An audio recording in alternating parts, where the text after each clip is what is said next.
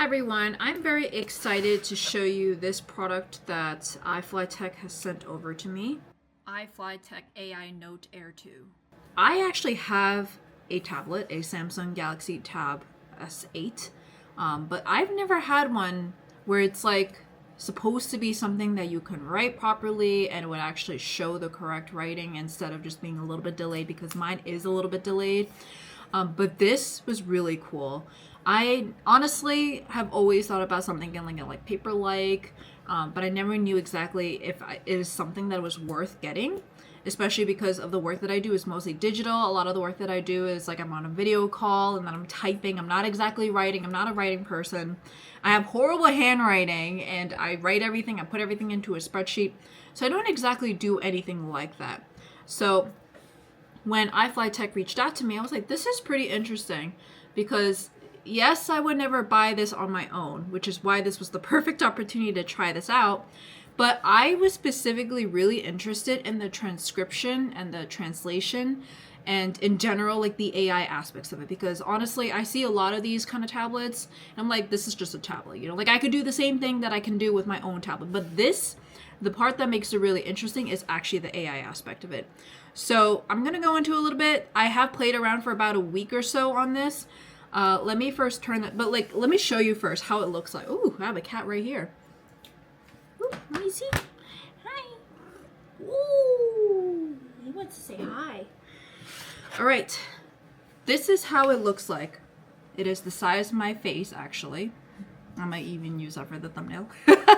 It's the size of my face. You'll notice that it's not like super bright like a typical tablet. It actually is like almost like you're holding up a piece of paper. I don't think I have a piece of paper in front of me, but it almost looks like you have a piece of paper in front of you. And in general, from what I saw here, I'm gonna first turn it on. This is actually how it always looks like. It doesn't necessarily turn off. So it says like press 3 seconds to power on. Power's on. And then it looks like this. Still the same exact shade it did when it turned off. But let me show you exactly what comes into the package. I have this. And this is how the back looks like. It comes with a pen for obvious reasons. And then I also have a USB-C charger as well that came in the package, which is somewhere. I have so many USB-C chargers that honestly I don't really use. Any of the wires that they usually provide me. I just use the ones that I already have, like it's just too much to work with. I'm going to first talk about what exactly is part of this whole thing that you have here. You have the tablet, of course, which by the way can actually conveniently be on my one hand. So if I wanted to write, I could write like a notepad, which I really like because honestly that my giant tablet would not really be that great for me to do that. So I could literally go like that. What I like about it is that like it could fit in my one hand, so it makes it easy for me to just take notes as I'm doing it. So I could go like this, or I could pull it like, you know, like literally press it down onto the table and just go like that, you know? So specifically, I'm going to show you what comes into it. We have the tablet, which there's speakers up at the top, and then in the back, you can see there's actually a camera here. Specifically a camera and a light, and it's dock scan, which I tested this out. This was really cool. Very similar to like how the iPhone can take a photo of it. The difference is that you could put the photo in here and then you could annotate it. So it's actually really cool in that kind of way. If you want to do like a signature, want to take notes on a page or textbook, I feel like this is perfect for students. Or if you wanted to, like sometimes I actually feel like it would be so much easier for me to just take a photo of someone's resume and then annotate it. It was really cool in that kind of way. So that was like what I can see on the back part. It also comes with this pen. So this pen, just to kind of show you a little bit closer if I can. There's like a flat side right over here, and then the rest is round. The flat side is actually the part that connects like a magnet, And specifically it's like this area. You can't do it like here. Oh, you can. You can do it in multiple areas. I think it's because there's like this separation here. There's a line here that you can't really do it there, but you could do it here. You could do it right around there. You can't do it anywhere else. It's only on the right side. So there, in the actual pen itself, there is a button right over there and a nib which is really good. It actually is like very lifelike. If I were to write, it like feels like a pencil, or a lead pencil actually. And an eraser. And Addison actually, when he played around with eraser, I'm like, it feels like an eraser because there's literally a wiggle. Let me see if I can focus on there. There's literally a wiggle, and it's to basically try to make it feel like a pencil eraser. So that's all the hardware, but this is how I get it started. I've already played with it for a week, like I said before, so I was playing around with it. You can touch screen like this. I'm not going to show you my passcode, but the last one at least. Or you could use your pen. So it went right in here. Everything that I see here is black and white. So mostly you're going to pretty much use it as like a notepad. And this is like well, I'm going to erase this first. I'm going to erase this first, but one of the first things I did was that in navigation, you could do three things. You can scroll from the right, and then you have a quick note. So you could literally say, "Hi, everyone." Very, very easy. Like, it is basically how my handwriting would look like if I wrote it in person. X. You could do from the left. So this is the part where you're supposed to use OpenAI API key. I do not have an API key, so I can't really play with that, to be honest. But there's still a lot of cool features that you can get if you don't have that. And then in general, you could also go from the bottom to the top. So you're kind of like scrolling up, and it will go to the most recent thing you saw. So kind of like you do the same exact thing with your iPhone. It's the same thing. So voice to text. So this part is actually under record. You click record. If you click record, it will actually start like this. I'm going to show you a little bit closer. If you see that little human over here, that's actually sensing that my voice is over here. But if I had another person to like around me, it would actually show you spatially where they are. So right now you can actually kind of see it is transcribing as I'm speaking here. Like, that is really cool how it's really responsive. It's getting a lot of it accurate, and it actually honestly, this is the part that is a little bit difficult, is that it gets paragraphs and it gets punctuation. Most times, a lot of times when I'm actually voice dictating, it doesn't really do that. It just kind of writes text with no punctuation unless I ask it for it. And it doesn't even know paragraphs. Like, this is literally doing paragraphs. It's still going.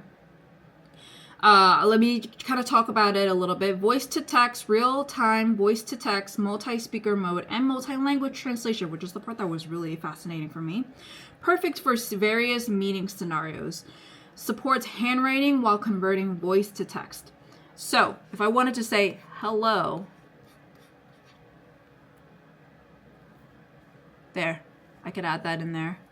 And then let me just kind of demo you the eraser, or yeah, see? And that's where I actually wrote down English. But I'm gonna click finish here to finish. I'm not fluent in Chinese. I have a feeling it's gonna pick up the wrong stuff, but let me actually pick up. I'm gonna write in English. All right, so I'm actually gonna write it in English. I'm gonna write it in Chinese. So this was gonna be a little bit difficult to do. Continue recording, and I'm gonna change the language here to Chinese. So I literally used this little box here, changed it to Chinese. Voice to text here specifically. There's a translation one, and I'll show you that in a bit. Chinese. So it's recording right now.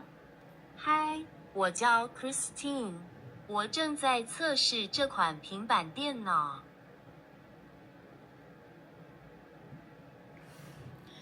And then it says it actually transcribes it in that language. That is so cool. Okay, like honestly, oh well, now it's translating me in English.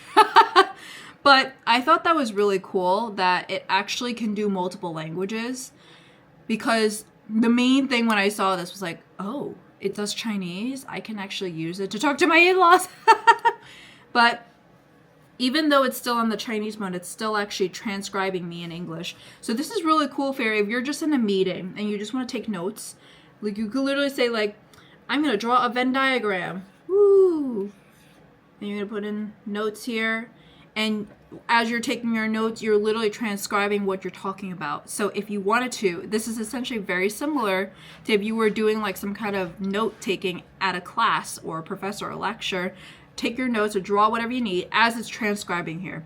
But again, like the speakers are right here. I don't know if you're in if you're in a lecture how strong the actual audio is going to be. Like right now I'm like literally 5 inches away from it. But so far this is actually really cool. I don't know that many tablets that actually do multi-translation that kind of way. But let me kind of show you a little bit now about the actual translation portion of it. So I just erased that. So now I'm going to go back to that box here, and I already set these up because I wanted to play around with it. So translation, you set a mode, you add a mode, so you could do like Korean to English, English to Korean. So I'm going to do English to Chinese. Right now it's actually doing English to Chinese. Like you could see it's actually doing it's actually doing the little translation right now as I'm speaking in English and transcribing it in Chinese. So this is a really good way that like if I was to have a conversation with my in-laws and literally have it Chinese to English, then I can actually have it where I can real time see what they're saying. The only thing though is that, so okay, that's what I just noticed is like it actually like wrote it in English and then it translated it. So it's not like it's like collecting my information in English and translating it, putting it in here. I thought that was really cool. And you could also enable multi-speaker, so I don't actually have that on, but I have that, now I have it marked on.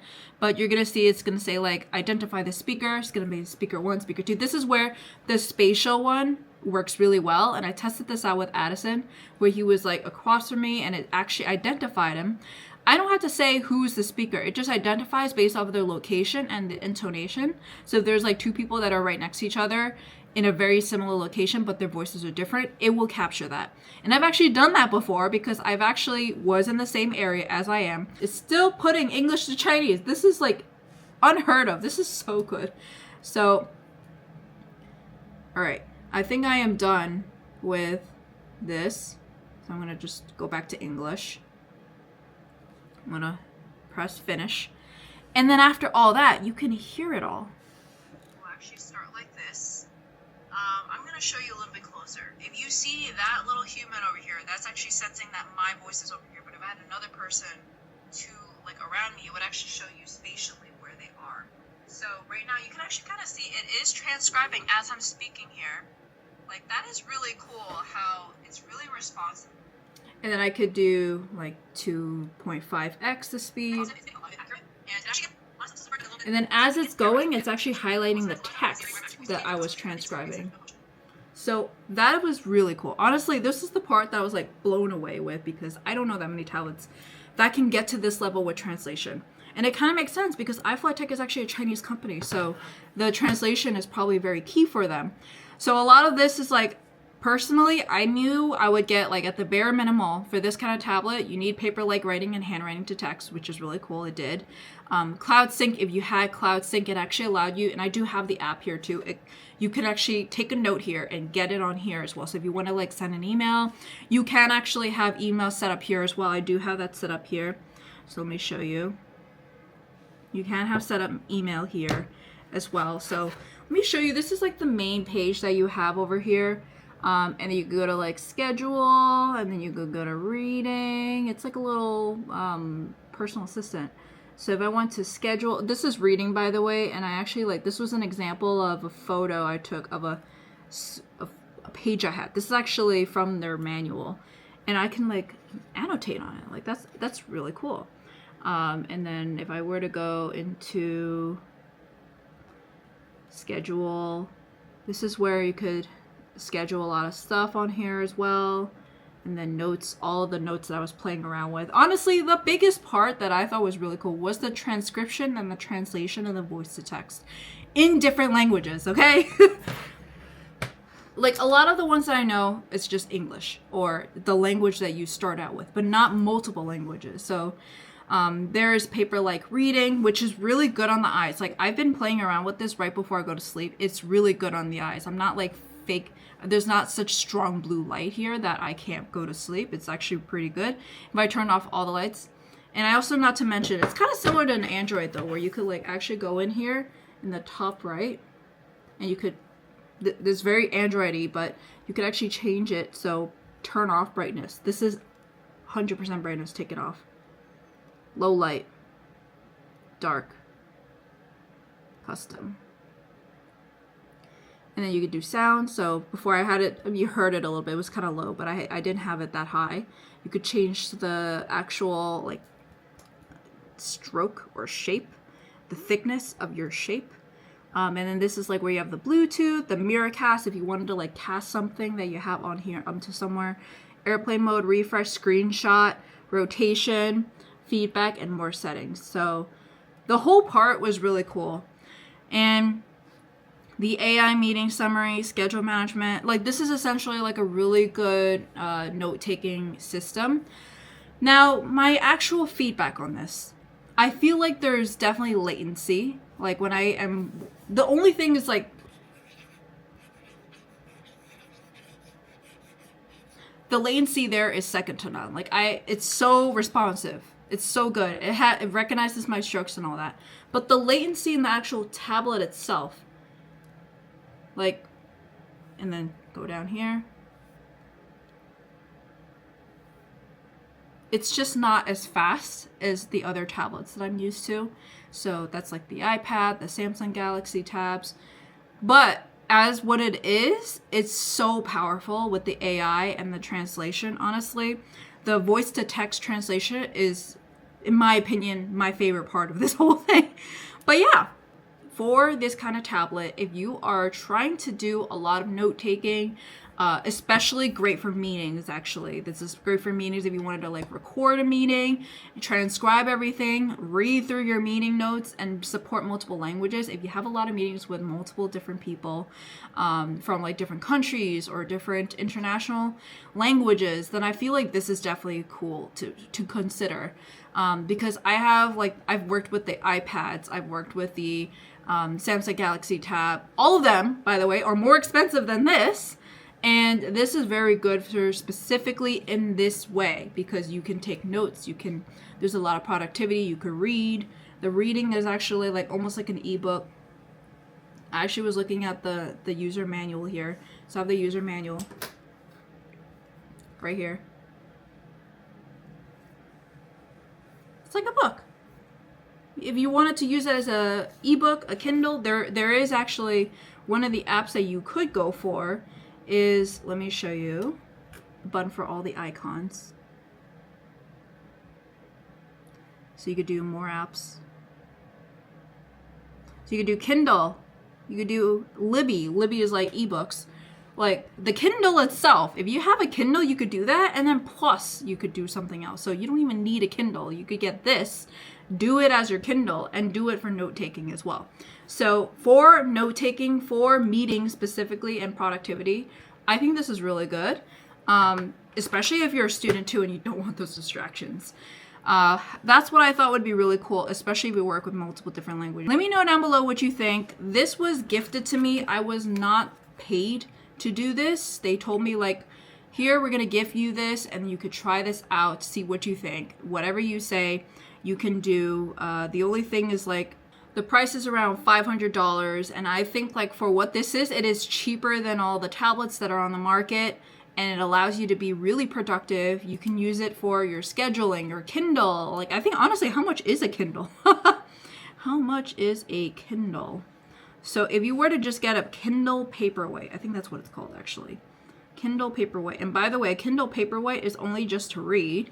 So if you wanted to get a Kindle Paperwhite, it's like $199.99, $500. And then you could also do a lot of cool things with the meetings and the recordings and the transcription. Like even if this is just for that exact reason, you could just keep it in the meeting room even. I thought this was really cool. Like I actually think this battery life is also really good too. I've only been working on this for one full charge and it's pretty good. So as a pen or as a note-taking system, and actually like the shape itself, the size is really good for me to just go like that. Like I could fit in one hand. I can't do that for my other ones. I would have to get an iPad mini and those are still like still expensive. So yeah, I really like how it feels too. It's definitely got those cool AI features. So yeah, let me know down below what you think. I thought this was really cool because this is something I would never pay for myself. I'm not a handwriter kind of note taker, but I was really, really curious specifically about the meaning transcription, the voice to text, and the translation, and it was really good. I actually am going to test this out with my in-laws and see how they react and like how we can have conversations, because they can literally talk to us and we'll see the translation on the screen here. It's a little bit different than the Google Translate ones. If you were to do it on Google Translate, at least like everyone can see on this, and you could record it and go backtrack and all that kind of stuff. So, all right, let me know down below what you think, and would you buy this? Would you rather stick to a different tablet, or would you rather do something completely different? Are you gonna just write on a piece of paper? Let me know down below. Thank you.